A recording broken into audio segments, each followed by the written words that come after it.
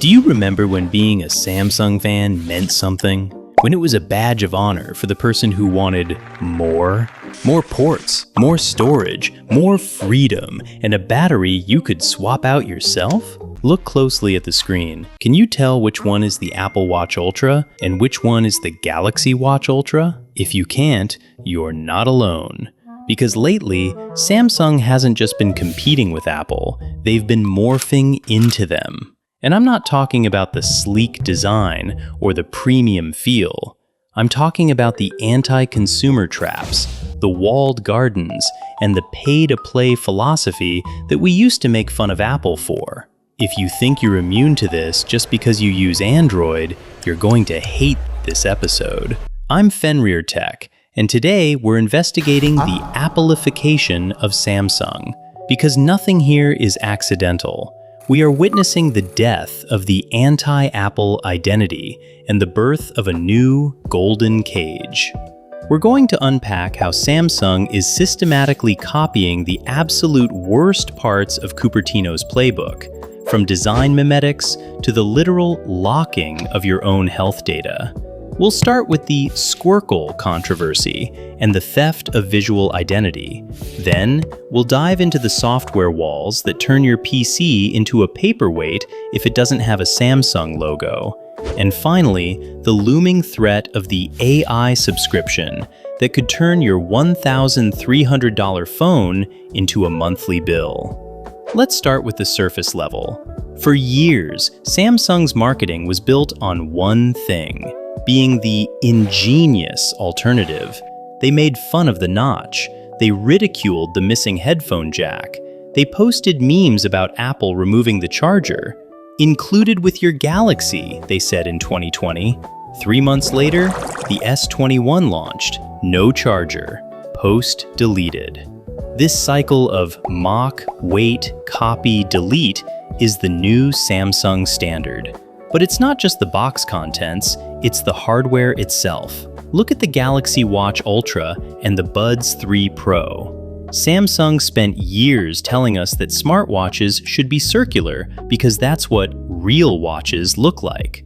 They gave us the rotating bezel, a masterpiece of UI. Then, the Apple Watch Ultra gets popular, and suddenly, Samsung drops their heritage for a Squircle design with an orange action button. Even the Buds 3 Pro, they abandoned their unique bean design for the stems. Why? They claim it's for microphone quality, but it looks like they just didn't want their users to feel out of style at a Starbucks full of AirPods. It's a crisis of identity.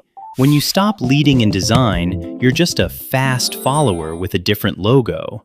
But okay, fine. Design is subjective. Let's talk about something that isn't: the walled garden. This is the part that actually affects your wallet and your rights as a consumer. Samsung is building a cage inside the Android ecosystem, a system that is supposed to be open. Take the Galaxy Watch sensors. These devices are packed with hardware for ECGs and blood pressure monitoring. You paid for that hardware, but if you try to use those features with a Pixel or a OnePlus, blocked. There is no technical reason for this. The sensors work. The chipsets are compatible. We know this because developers on XDA have literally unlocked the apps by deleting a single line of code that checks your phone's brand. Samsung is gatekeeping your health data to force you to buy a Galaxy phone. And it gets weirder. If you're a loyal Samsung phone user, but you happen to use a Dell XPS or a Lenovo laptop, Samsung Notes for Windows will now actively block you. It checks your motherboard. If it doesn't see Samsung, it shuts down.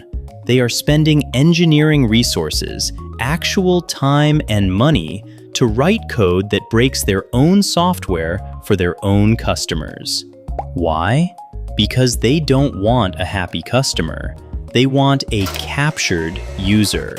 We have to talk about the right to repair, or rather, the right to replace.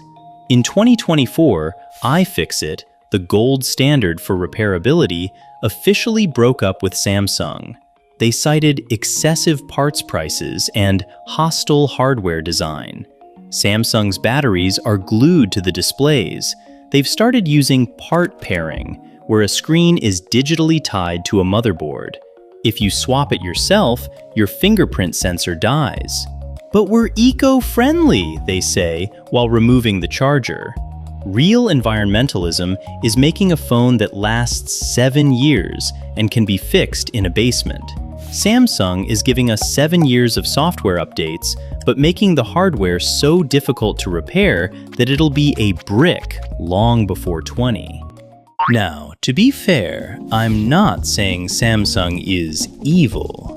I'm saying the incentives have changed.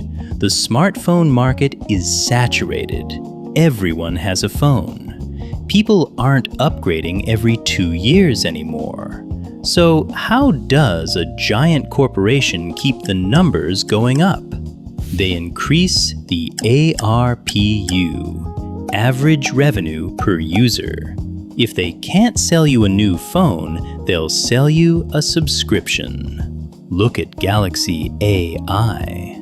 In the fine print of the S24 and S25 launches, there's a ticking time bomb. AI features will be free until the end of 2025. Come 2026, the features that are currently the only reason to upgrade might require a monthly fee. You aren't buying a tool anymore. You're renting a service that just happens to be shaped like a phone. So what's the payoff here? What have we learned? Samsung used to be the power user's choice, the brand for people who wanted to tweak, expand, and own their tech. But today, choosing between a Galaxy and an iPhone is starting to feel like choosing between two different landlords. Both gardens are walled. Both landlords want a monthly check. And both of them are slowly taking away your keys to the hardware. The Apple of Android isn't a compliment, it's a warning. If you want to fight back, start by noticing the nudges. Next time you buy a pair of headphones or a watch, ask, will this work if I change my phone brand tomorrow? If the answer is no, you're not a customer, you're a prisoner.